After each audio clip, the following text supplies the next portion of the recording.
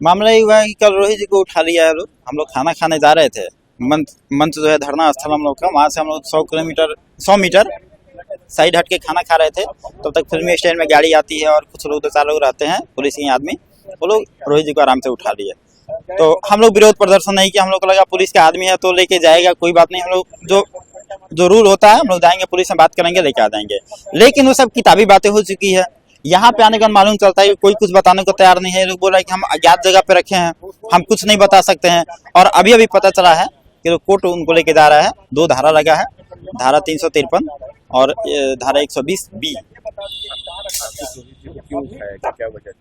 देखिए, इन लोगों को लग रहा है कि रोहित जी को उठा लेंगे तो हम अपने मकसद में पूरा हो जाएंगे।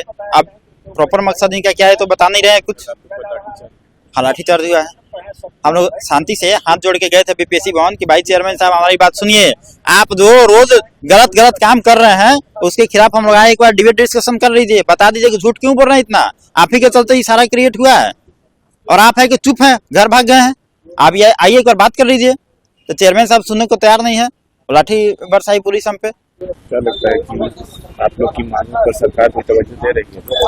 देखिए, कुछ लोग आ रहा है नेता का लोग, तो नेता का लोग जो अपना बात करता है वो लोग कर रहा है, लेकिन सरकार जो एक्शन लेना चाहिए। हम लोगों से अभी सरकार का कोई आदमी मिला नहीं है, विपक्ष का लोग मिला है, लेकिन सरकार का कोई आदमी, कोई नेता अभी नहीं मिला नहीं है। तो हाँ, 8 दिन आज हो गया। हम लोग लगे रहेंगे, गर्दनी बाग बैठे रहेंगे। अब जब बर्बादी हो गए हैं, परीक्षा में धांधली हो रहा है, हम बर्बादी हो गए हैं, तो फिर घर जाके करेंगे क्या? एक सोनू कल मरा है, अगला सोनू और निकलेगा घर से। सोनू बीपीएससी का अभ्यर्थी था, वो यही सब मतलब पीड़ा से कल सुसाइड कर लिया। कितना दिन कोई लड़का बर्दाश्त करेगा? एक तो बेरोजगारी का हाल आप देख ही रहे हैं, दूसरे में जब 2000 वैकेंसी आती है, बढ़िया सीट आती है तो आप सीट बेच देते हैं। पूरा धांधली का आरोप है। और बहुत सारे मीडिया तो कवर किया है कि 20,000 करोड़ का ये सब घोटाला है। तो इसका जांच कौन करेगा? विद्यार्थियों को आप दोषी ठहरा देते हैं, हम उग्रवादी आतंकवादी हैं, जो भी कहना कह देते हैं। आप लोग जो गलती करते हैं उसका जिम्मेदारी कौन लेगा? बीपीएससी चेयरमैन जो रोज प्रेस कॉन्फ्रेंस झूठ बोलते हैं, आज ही पता चला है कुछ प्रेस कॉन्फ्रेंस करने वाले हैं। तो मेरा रिक्वेस्ट है उनसे कि चेयरमैन साहब झूठ मत बोला करिए। आप हर प्रेस कॉन्फ्रेंस में झूठ बोलते हैं और हम गारंटी देते हैं तर्क के साथ उनको डिबेट में हरा देंगे। हम बुलाना चाहते हैं उनको, आप आइए, अगर आप तर्क में हमको हरा दीजिएगा, हम जो भी आप पे आरोप लगा रहे हैं, जो भी आंदोलन कर, आप हमको हरा दीजिए, हम हाथ जोड़ के घर चले जाएंगे। लेकिन हमारी बात को अगर आप नहीं काट पाइएगा तो आपको री एग्जाम लेना पड़ेगा और रिजाइन देकर आपको गुजरात जाना पड़ेगा। झूठ यहाँ पे नहीं चलेगा, ये सिर्फ झूठ बोल रहे हैं। देखिए, हम लोग 18 दिसंबर से शांतिपूर्वक धरना प्रदर्शन कर रहे थे गर्दनी बाग में। क्यों कर रहे थे? क्योंकि 13 दिसंबर को 70वीं बीपीएससी की परीक्षा हुई और उसमें परीक्षा के बाद बड़े पैमाने पर पेपर लीक होने की बात सामने आई, जिसको हम नहीं, आयोग खुद मान चुका है। और आयोग जो बापू साभागर परीक्षा सेंटर था, उस परीक्षा को रद्द कर चुका है, जहां 12,000 लोगों को बिठाया गया था। अगर 12,000 लोगों को बाकी सेंटर पर बिठाया जाता तो लगभग 24 सेंटर्स की जरूरत पड़ती और 2 जिले की जरूरत पड़ती। यानी इतने बड़े पैमाने पर पेपर लीक हुआ तो बीपीएससी ने उसको कैंसिल कर दिया। लेकिन अब हमारा कहना है कि आप उन 12,000 लोगों के लिए अगर अलग से एग्जाम कराते हैं तो रेस्ट जो 4,71,000 लोग हुए उनके साथ घोर इनजस्टिस हो जाएगा। क्योंकि 2 डेट में आप एग्जाम लेंगे तो क्वेश्चन का लेवल थोड़ा ऊपर नीचा होगा, आप नॉर्मलाइज करेंगे नहीं, आप पहले कह चुके हैं। और यदि सेम क्वेश्चन का लेवल रहेगा तो जो लोग 13 दिसंबर को दिए हैं उनको पता है कि क्वेश्चन का लेवल क्या रहेगा, वो 5 दिन में स्टडी करके और परीक्षा बड़े आसानी से निकाल लेंगे। तो लोगों के साथ इंजस्टिस ना हो, लेवल प्लेइंग फील्ड सबको मिले, इसलिए हमारी मांग है कि पूरे एग्जाम को रद्द करके फ्रेश एग्जाम कराइए, जैसा 67वीं बीपीएससी में हुआ था। 67वीं बीपीएससी का भी पेपर लीक हुआ था, TRE 3 का पेपर लीक हुआ था, अभी 1 दिसंबर को CHO का एग्जाम हुआ, उसका पेपर लीक हुआ। ये सारे एग्जाम कैंसिल हुए और फ्रेश एग्जाम हुए। तो हम लोग भी चाह रहे हैं कि फ्रेश एग्जाम हो, लेकिन सरकार जब नहीं मान रही है, चेयरमैन नहीं मान रहे हैं, तो 18 दिसंबर से हम लोग प्रदर्शन कर रहे हैं गर्दनी बाग में।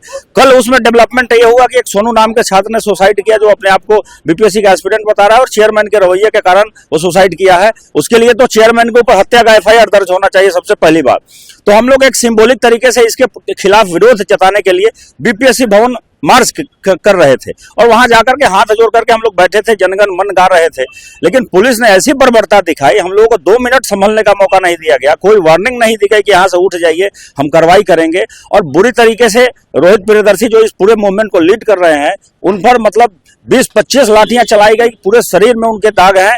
और इतना ही नहीं, कल रात में जब 1 बजे हम लोग धरना स्थल से खाना खाने के लिए जा रहे थे तो हम लोग मारुति 800 कार में हम 4 लोग थे, उसमें रोहित प्रियदर्शी भी थे। हम लोग जैसे आंदोलन से स्थल से 100 मीटर आगे बढ़े हैं, पीछे से एक ब्लैक कलर की स्कॉर्पियो आई तेज रफ्तार में और हमारी कार के आगे ठीक खड़ी हो गई। एक्सीडेंट होते होते बचा।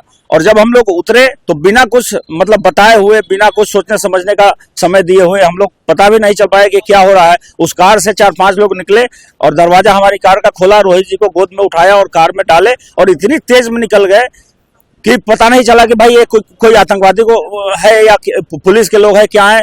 तो हमें आशंका हुई तो सबसे पहले हम गर्दनीबाग पुलिस स्टेशन में गए। वहां हमने स्कॉर्पियो का नंबर दिया कि इस स्कॉर्पियो से हमारे मित्र को उठा लिया गया है, तो आप पता करिए कि ये कोई आतंकवादी है या पुलिस के लोग हैं।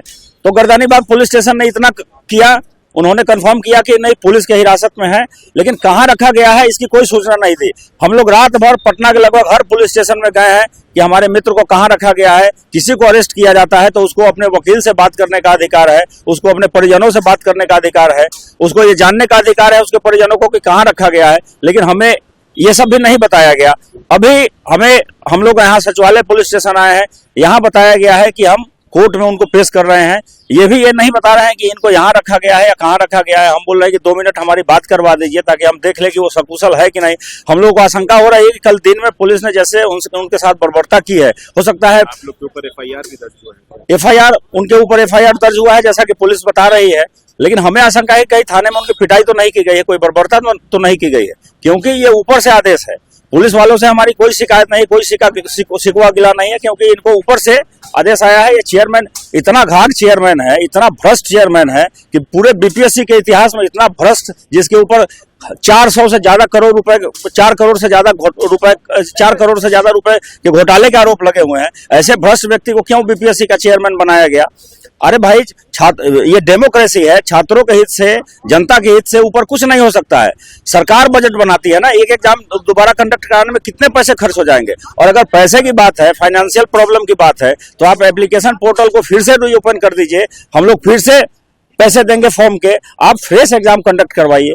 तो इससे माननीय मुख्यमंत्री जी की छवि खराब हो रही है। उनके कुछ मंत्री परिषद में आप लोग जो कंटिन्यू धरना दे रहे हैं, कुछ आप लोगों की सरकार ने बातें सुनी है? ये देखिए, मतलब संवेदनहीनता की पराकाष्ठा है कि 18 दिसंबर से वहां लोग बैठे हुए हैं, जिसमें से 7 लोग आमरण अनशन पर हैं, जिनकी हालत नाजुक है। कोई PMCH में भर्ती है, कोई कहीं भर्ती है, उसमें से किसी की मृत्यु हो सकती है। अगर किसी की मृत्यु होती है और कोई आत्महत्या करता है तो इस घाघ चेयरमैन, इस भ्रष्ट चेयरमैन के ऊपर हत्या का मुकदमा दर्ज होना चाहिए कि इनके कारण ये सब हो रहा है। आप लोग की मांगे अगर पूरी नहीं हुई तो क्या करेंगे? हम लोग अनंत काल तक वहां बैठे रहेंगे गर्दनीबाग पटना में, हम लोग हटने वाले नहीं है। अगर चेयरमैन साहब को लगता है कि वीर कुंवर सिंह की धरती वाले लोग जो हैं वो हमारे सामने घुटने टेक देंगे, तो ये असंभव है। घुटने आपको टेकना पड़ेगा हमारे सामने। चेयरमैन साहब सुन लीजिए कान खोल के।